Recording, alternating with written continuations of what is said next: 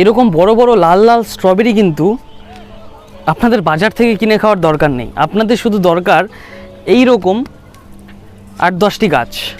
আপনাদের কিন্তু কোনো সিজনেই কিন্তু আপনাদের কিন্তু স্ট্রবেরি কিনতে হবে না, এটা আমার গ্যারান্টি আপনাদের। তো কীভাবে আপনারা এত সুন্দর ফলন পেতে পারেন তার জন্য কিন্তু আপনাদের পুরো ভিডিওটা দেখতে হবে। আর এখনকার জন্য আমি দেখছি যে এটার টেস্ট কেমন, নিজের হাতের অর্গ্যানিক বিষমুক্ত স্ট্রবেরি।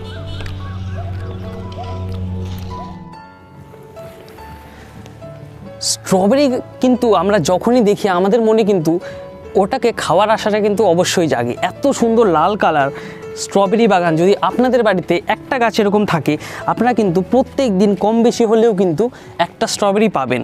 তার সঙ্গে সঙ্গে একটা গাছ থেকে, এইরকম একটা গাছ থেকে 1 কেজি স্ট্রবেরি পাওয়া কিন্তু খুব একটা বড় ব্যাপার না। এত গাছ আছে, আমার ছাদ বাগান কিন্তু একদম স্ট্রবেরিতে লাল হয়ে আছে। এটা তাও কম, অনেক পাখিরা এসে অনেক স্ট্রবেরি খেয়ে গেছে।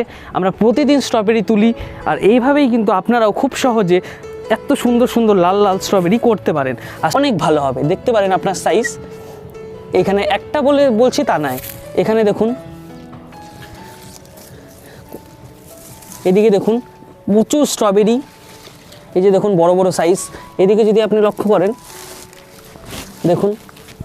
তো চলুন আপনাদেরও আজকে আমি টিপসটা বলে দিই যে আপনারা কীভাবে খুব সহজে ছোট্ট একটা টবে, এরকম একটা মাটির 10 থেকে 12 ইঞ্চি টবে, একটা বস্তায় এইরকম খুব ভালো স্ট্রবেরি আপনারা কীভাবে করতে পারেন। তো প্রথমেই যেটা করতে হবে সেটা হচ্ছে একটা সঠিক চারা নির্বাচন।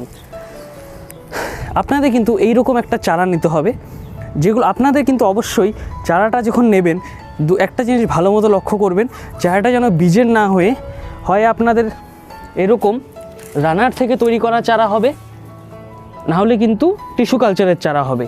এগুলো কি হয়, এগুলোর ফলের কোয়ালিটি অনেক ভালো থাকে এবং খুব তাড়াতাড়ি ফল হয়।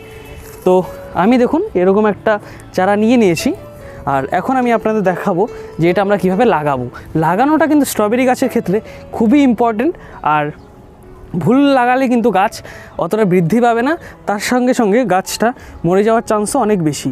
তো চলুন দেখে নেই ওটার মাটি আমরা কীভাবে প্রস্তুত করি। আমরা কি করব, এখন একটা চারা, ভালো চারা আপনি বেছে নিলেন। এইবার এটা যেমন একটা জার্মান ভ্যারাইটি, খুব ভালো ভ্যারাইটি, গরমটা খুব ভালো মতো সহ্য করতে পারে। একটু যত্ন করলে আপনারা কিন্তু সারা বছর বাঁচিয়ে রাখতে পারবেন। তারপর আমি দেখুন যেভাবে নর্মাল আমার অন্যান্য স্ট্রবেরি গাছ করেছি সেইভাবেই কিন্তু এরকম একটা বস্তা যেগুলো পাওয়া যায়, পিপিতেও আপনারা লাগাতে পারেন, এরকম টবেও আপনারা লাগাতে পারেন। স্ট্রবেরি গাছ কিন্তু খুব বড় পাত্র চায় না, কারণ শিকড় কিন্তু 6 থেকে 6 ইঞ্চির বেশি যায় না। তাই আপনারা কিন্তু এইরকম একটা ঢালু পটও নিতে পারেন এবং বস্তাও নিতে পারেন। আমি কিন্তু এই বস্তাতেই লাগাবো। তো কিচ্ছু না, স্ট্রবেরি গাছ লাগানো কিন্তু কোনো ব্যাপার না। এরকম আমি মাটি নিয়েছি, খুব লাইট ওয়েট মাটি, আমার পুরোনো মাটি, গাছের শেকড় কাটার পরে যে মাটিটা বেরোচ্ছে সেই মাটিতেই কিন্তু এই গাছ কিন্তু অনেক ভালোই হয়। আর যেহেতু সিজনাল, তাই আপনারা কি করবেন, একবারে সার কিন্তু মিশিয়ে দেবেন। পরে কিন্তু স্ট্রবেরি গাছে সার দেওয়ার মতো অত জায়গা পাবেন না, কারণ স্ট্রবেরি গাছ খুব একটা দীর্ঘমেয়াদী নয় ফলনের দিক দিয়ে। তো আমরা কি করব, 50% মাটি, 30% গোবর সার আর 20% শিংকুচি হাড় গুঁড়ো আপনি সঙ্গে সঙ্গে ওই সময় মিশিয়ে মোটামুটি 1 সপ্তাহ 10 দিন রেখে, যাতে ওই শিংকুচি হাড় গুঁড়োর যে আপনার ঝাঁঝালো ভাবটা আছে সেটা যেন চলে যায়। তারপরে আপনি কি করবেন, এরকম একটা চারা খুব সুন্দরভাবে, খুব সহজভাবে প্লাস্টিক থেকে কেটে, দেখুন শিকড়গুলো খুব সুন্দর গজিয়েছে। এবার আপনি যদি একটু কাছে আসলে বোঝা যাবে যে আমি গাছটা কীভাবে লাগাবো।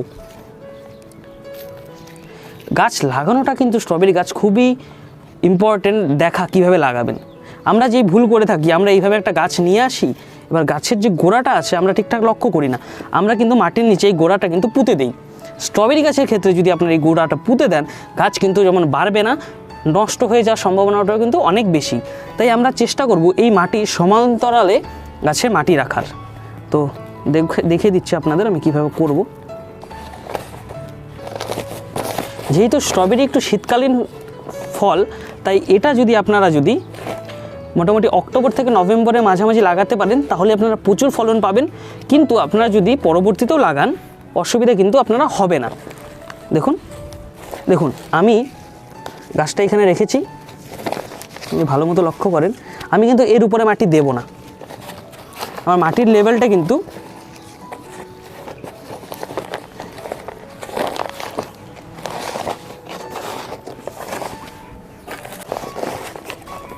এই দেখুন, আমি কিন্তু গাছের গোড়াটিকে কিন্তু মাটির ভিতরে দেইনি, দেখুন। এবার এই গাছটাই কিন্তু মাত্র 15 দিনের মাথায় কিন্তু নতুন কুশি ছাড়বে, এবং এই গাছটাই 15 দিন পরে চলুন কেমন দেখা যাবে দেখে নেই। তো 15 থেকে 20 দিন পরে কিন্তু আপনাদের গাছের চেহারা কিন্তু এই রকম সুন্দর ঝোপালো হয়ে যাবে। তো এখন আপনাদের এই গাছে কি পরিচর্যা, আপনাদের কিন্তু যেহেতু স্ট্রবেরি গাছ অনেকটা গাছের জল হোল্ড করে রাখে, তাই এই গাছে কিন্তু আপনাদের জল খুব কম দিতে হবে, গাছে একটু বুঝে দিতে হবে যেন গাছে অতিরিক্ত জল না পায়। আর দ্বিতীয়ত গাছে কিন্তু আপনাদের একটু ফাঙ্গিসাইড ইউজ করতে হবে। যদি আপনারা ফাঙ্গিসাইড ইউজ করেন তাহলে কিন্তু আর ফাঙ্গাস লেগে গাছের কাণ্ড নষ্ট হবে না, বাস এতটুকুই। আর আপনাদের কিচ্ছু করতে হবে না, 3 মাসের যত্ন এতটুকুই। প্রত্যেক 15-20 দিনে একবার করে আপনারা ফাঙ্গিসাইড ইউজ করবেন। আর যখনই দেখবেন ফুল আসছে তখন একটু 0050 আপনারা এই গাছের মধ্যে স্প্রে করে দেবেন। এতে কি হবে, গাছের যে ফলের সাইজটা আছে সেটা কিন্তু বড় হবে। তো আপনারা জেনে নিলেন যে এর পরিচর্যা কী। তো চলুন এবার দেখে নিই আমরা এই স্ট্রবেরিগুলো হারভেস্ট করবো আর টেস্ট করব কেমন টেস্ট। এখান থেকে এই স্ট্রবেরিটা হারভেস্ট করব। খুব একটা পাকেনি, তবু হারভেস্ট করছি, কারণ পাখির অত্যাচারে কিন্তু এগুলো কিচ্ছু থাকবে না। এই যে এখান থেকে একটা, দেখুন হারভেস্ট করছি।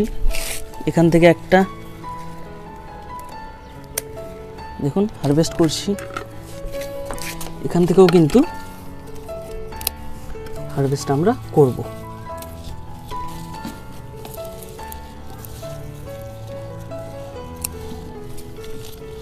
এগুলো কাঁচা।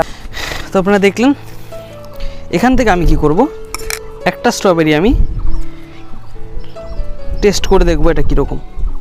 দেখুন এর অর্গ্যানিক বিষমুক্ত স্ট্রবেরি।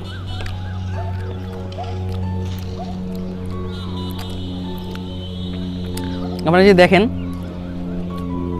খুব সুন্দর পেকেছে স্ট্রবেরিটা, আর সাইজ কিন্তু খুব একটা খারাপ না। বাজারে যেই ভালো কোয়ালিটির স্ট্রবেরি আমরা পাই সেই তুলনায় কিন্তু খুবই ভালো। দেখুন বড় বড় স্ট্রবেরি, একদম অর্গ্যানিক, আর টেস্টও কিন্তু খুবই ভালো। হালকা একটু টক আছে, যেটা যে কোনো রকমের বেরির মধ্যে থাকবেই, এটাই এর সুস্বাদুটা অনেকটা বাড়িয়ে তোলে। তো আপনারা কিন্তু খুব সহজে এরকম স্ট্রবেরি গাছ লাগান। আর আপনার যদি ভালো চারার দরকার থাকে আমার সাথে অবশ্যই কন্ট্যাক্ট করবেন, আমি আপনাদের চেষ্টা করব স্ট্রবেরির চারা দিতে। আপনাদের করতে হবে কি, আপনাদের চ্যানেলটিকে সাবস্ক্রাইব করতে হবে, আর এই আমার হোয়াটসঅ্যাপ নাম্বারে কিন্তু একটা SMS আপনাকে করতে হবে। এতে আমি আপনাদের কিন্তু একটা চারা আপনাকে অবশ্যই দেওয়ার চেষ্টা করব, কিন্তু কুরিয়ার চার্জটা কিন্তু আপনাকেই নিতে হবে। ধন্যবাদ।